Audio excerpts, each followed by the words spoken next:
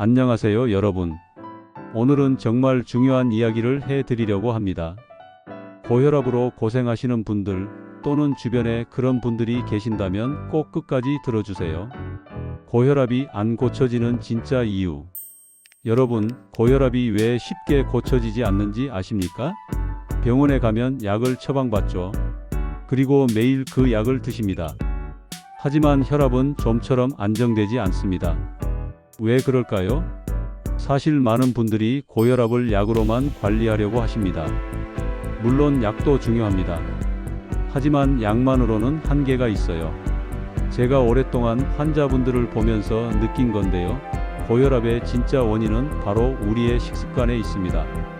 그런데 문제는 뭐냐면 이 식습관의 중요성을 모르고 지나치시는 분들이 너무 많다는 겁니다. 약은 열심히 드시면서 정작 매일 드시는 음식에는 신경을 안 쓰시는 거예요. 오늘 제가 말씀드릴 내용을 잘 들어주시면요. 여러분의 혈압 관리에 정말 큰 도움이 될 겁니다. 실제로 많은 분들이 이 방법을 통해서 혈압을 안정시키셨어요. 여러분도 충분히 하실 수 있습니다. 첫 번째, 나트륨과의 전쟁. 자, 그럼 본격적으로 들어가 볼까요? 첫 번째로 말씀드릴 건 바로 나트륨입니다. 나트륨이 혈압을 높인다는 건 많이 들어보셨죠? 그런데 막상 우리가 하루에 나트륨을 얼마나 먹는지 아세요? 깜짝 놀라실 겁니다. 라면 한 봉지만 먹어도 하루 권장량을 훌쩍 넘어버려요. 나트륨의 하루 권장 섭취량은 2300mg 이하입니다. 그런데 우리나라 사람들은 평균적으로 이것보다 훨씬 많이 섭취하고 있어요. 특히 가공식품이나 인스턴트 음식을 자주 드시는 분들은 더 심각합니다. 그럼 어떻게 해야 할까요? 간단합니다.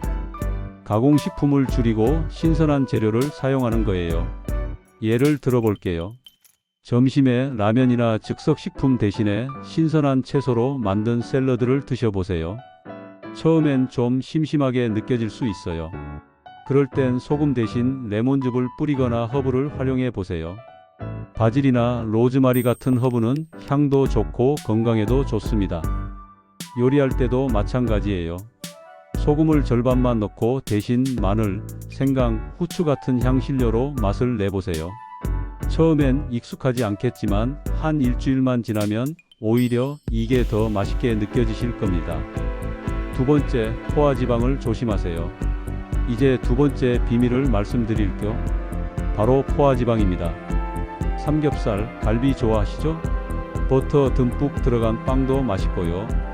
그런데 이런 음식들에 들어있는 포화지방이 문제입니다.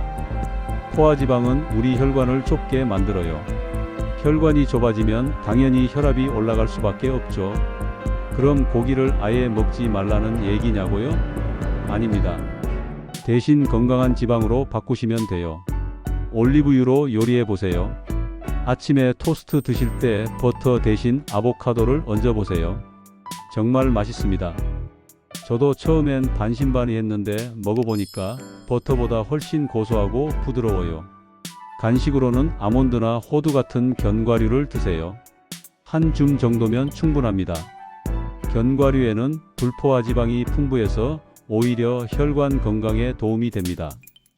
다만 너무 많이 드시면 칼로리가 높으니까 적당량만 드세요. 세 번째, 항산화 물질의 힘. 세 번째는 항산화 물질입니다.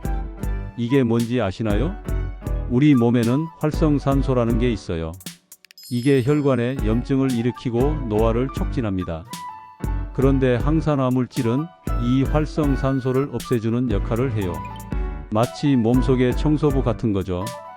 그럼 항산화 물질은 어디에 많을까요? 바로 색깔이 진한 채소와 과일에 많습니다. 블루베리를 추천드려요.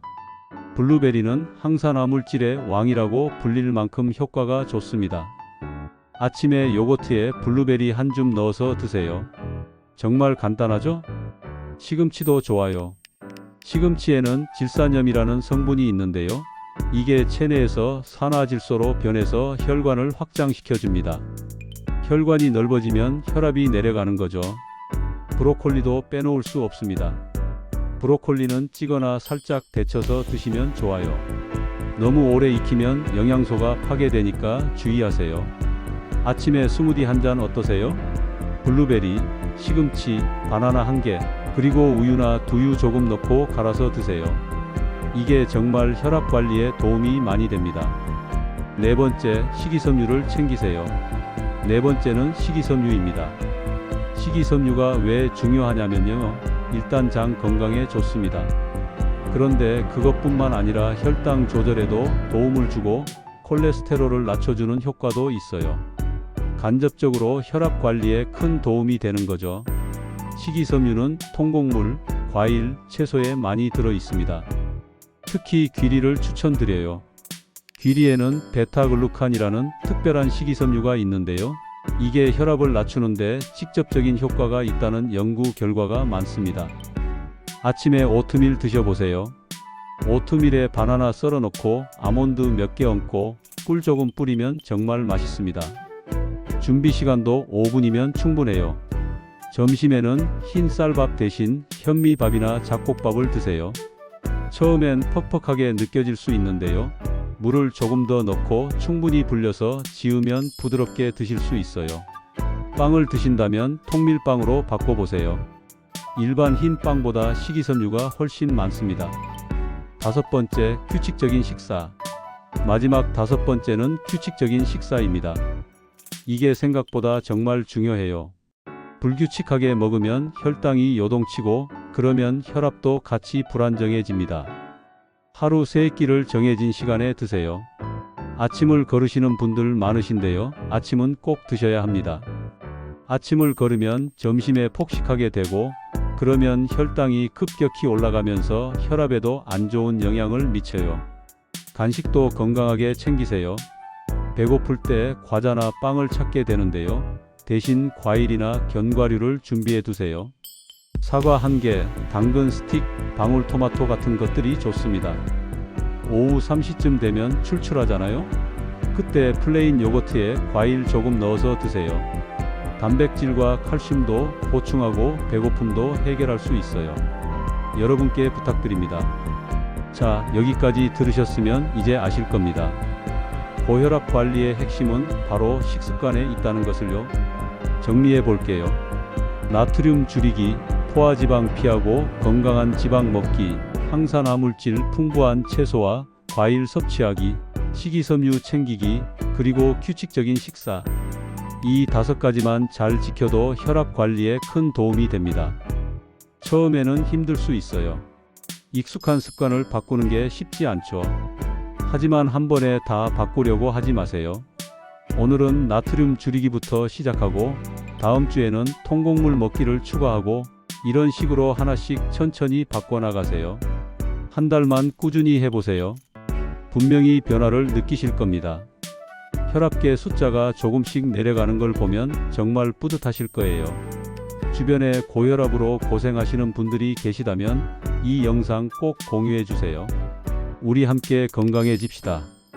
구독과 좋아요도 부탁드려요.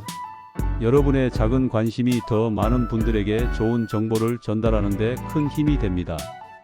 여러분의 건강은 여러분의 손에 달려 있습니다. 오늘부터 시작하세요. 할 수 있습니다. 저도 여러분과 함께 응원하겠습니다. 건강한 하루 보내시고요. 다음 영상에서 또 만나요. 감사합니다.